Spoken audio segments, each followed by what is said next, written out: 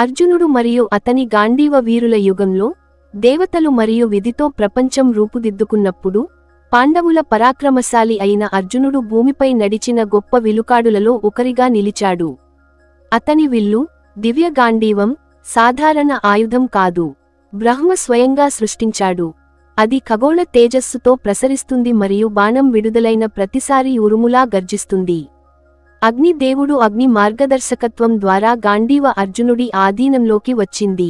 అగ్ని తన బలాన్ని తిరిగి పొందేందుకు ఖాండవ వనాన్ని తినాలని కోరినప్పుడు అర్జునుడు మరియు కృష్ణుడు అతని పక్కన నిలబడ్డారు. అర్జునుడికి సహాయం చేయడానికి అగ్ని అతనికి తరగని వణుకు మరియు ఖగోళ జీవులచే రక్షించబడిన రథంతో పాటు గాంధీవాన్ని బహుమతిగా ఇచ్చాడు. ఈ పవిత్రమైన విల్లుతో అర్జునుడు లెక్కలేనన్ని యోధులను మరియు రాక్షసులను ఓడించాడు. దాని శక్తి ఎంత అపారమైనది అంటే అర్జునుడు దాని తీగను గీసినప్పుడు దేవతలు కూడా సంభ్రమాశ్చర్యాలతో చూశారు. కురుక్షేత్ర యుద్ధ సమయంలో గాంధీవ శబ్దం కౌరవ సేనల గుండెల్లో భయం పుట్టించింది. అర్జునుడు విడువబడిన ప్రతి బాణం దైవిక ఖచ్చితత్వంతో దాని గుర్తును కనుగొంది.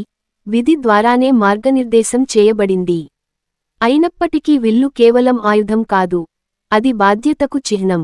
అర్జునుడు తరచుగా తనను తాను స్మరించుకునేవాడు, గాంధీవుడు తన చక్రవర్తి నుండి ధర్మాన్ని కోరుతున్నాడని.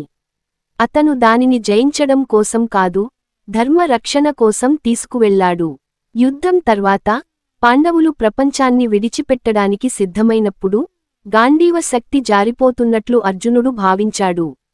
అతను ఒకప్పుడు ఉన్న దయతో ఇకపై దానిని ఉపయోగించలేనప్పుడు అతను యోధునిగా తన కాలం ముగిసినట్లు అర్థం చేసుకున్నాడు.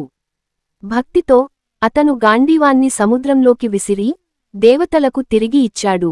అందువలన అర్జునుడు మరియు అతని గాంధీవం యొక్క పురాణం సాటిలేని నైపుణ్యం యొక్క కథగా మాత్రమే కాకుండా గొప్ప శక్తులను కూడా ఏదో ఒక రోజు పక్కన పెట్టాలనే రిమైండర్గా జీవించింది.